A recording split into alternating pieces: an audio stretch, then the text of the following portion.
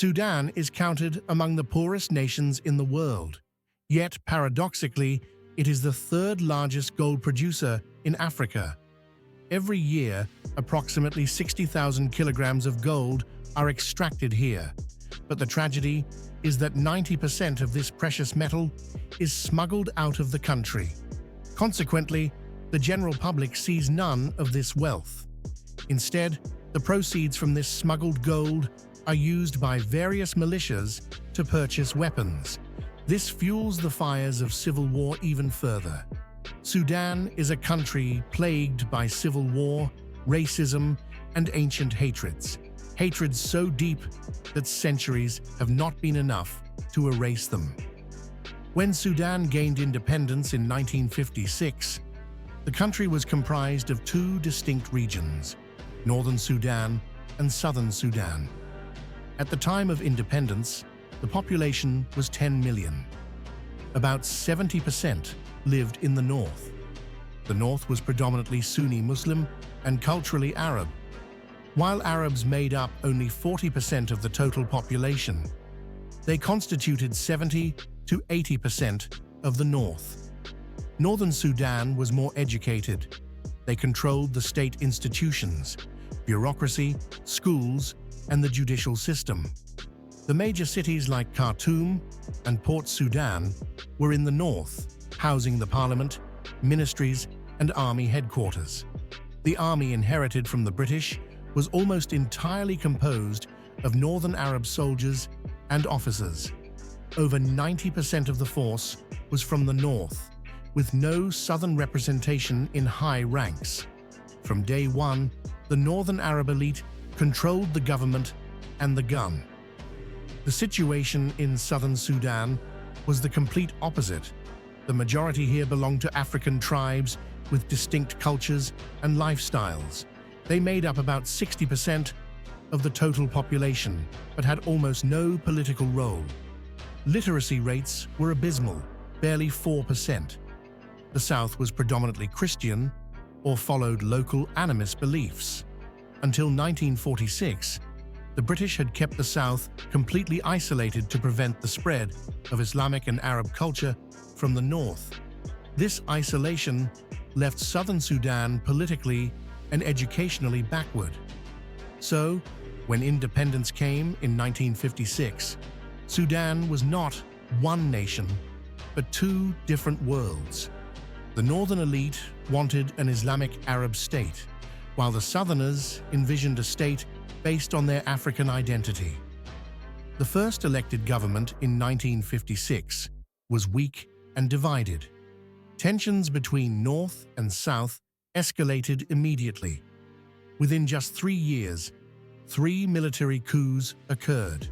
One coup installed General Ibrahim Aboud, setting a precedent for military rule that would plague Sudan for decades. Civil war raged for 20 years, ending temporarily with the 1972 Addis Ababa Agreement, which granted the South limited autonomy. This peace was brokered by Jafar Nimeri. However, in 1983, when Nimeri attempted to impose Sharia law across the entire country, the non-Muslim South rebelled again. This marked the start of the second long civil war. Nimeri fell in 1985, and after a brief democratic interlude, Omar al-Bashir seized power in 1989. Bashir was a ruthless dictator who ruled for over 3 decades. It was Bashir who ignited the carnage in Darfur. Darfur in western Sudan is home to many Arabs, but also a large population of indigenous black African tribes. In 2003, 2 African groups, the Sudan Liberation Movement and the Justice and Equality Movement, took up arms against the government. Bashir responded by arming Arab militias, known as the Janjaweed, meaning devils on horseback, to crush the rebellion. This resulted in genocide. Meanwhile, the civil war with the South ended in a 2005 peace deal, leading to a referendum.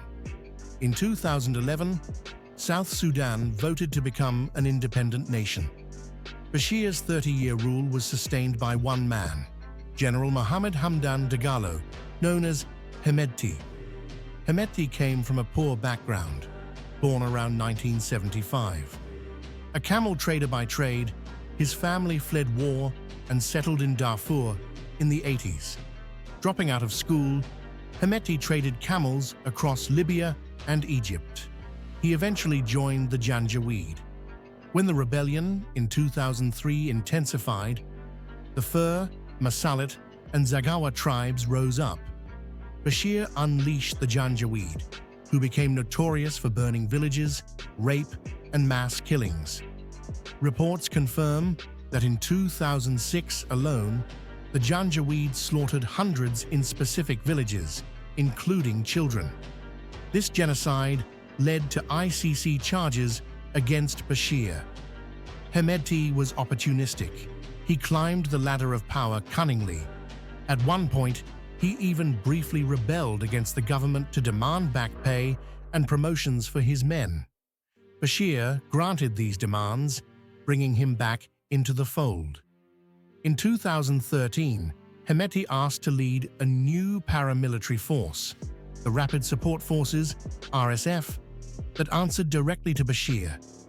The Janjaweed were rebranded as the RSF, given uniforms and formalized. Hemedti turned the RSF into a mercenary army. They seized control of the Jebel Amer gold mines in Darfur, securing immense wealth. Hemedti expanded his influence by taking on border patrol contracts to stop migration to Libya and Europe, often extorting migrants. In 2015, Saudi Arabia and the UAE hired Sudanese troops to fight in Yemen. These troops were led by General Abdel Fattah al-Burhan, the current army chief. Hemedti saw an opportunity and committed RSF troops to this cause, forging deep ties with the UAE and its leader, Mohammed bin Zayed. He also built a relationship with the Russian Wagner Group, trading gold for training and weapons. He was even in Moscow on the day Russia invaded Ukraine.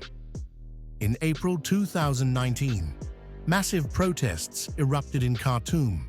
Bashir ordered the army to shoot, but the generals, Burhan and Hemedti, realized Bashir was a liability. They ousted him. A transitional government was formed, meant to lead to democracy. However, in 2021, Burhan and Hemedti staged another coup, removing the civilian government. But soon, the two generals turned on each other. The core conflict was the integration of the RSF into the regular army. Burhan wanted it done in 2 years. Hemedti demanded 10 years. This power struggle exploded into all-out civil war on April 15, 2023. Despite the army having more resources, the RSF proved more agile, taking large parts of Khartoum and the presidential palace. The army has since regained some ground, but the RSF controls vast swaths of Darfur and parts of the capital. The human cost is staggering. 15 million people need aid. Over 10 million are displaced. More than half the population faces hunger. It is the world's largest displacement crisis. In Darfur, the RSF and allied militias are once again accused of ethnic cleansing against the Masalit people. Mass killings and sexual violence are rampant. Human Rights Watch and the US have formally accused the RSF of crimes against humanity and ethnic cleansing. International peace efforts have largely failed. While there are allegations of UAE support for the RSF, which they deny, the world has largely turned a blind eye. The story of Sudan is a tragedy written by 3 greedy men, a dictator, Bashir, and 2 generals, Burhan and Hemedti. They have turned a resource-rich nation into a graveyard. Sudan is a country rich in gold and oil, but these resources are used only to buy weapons to prolong the war. The world must not look away. If we remain silent, the cries of Sudan will be lost in the noise of time. This is a forgotten war that needs the world's attention now.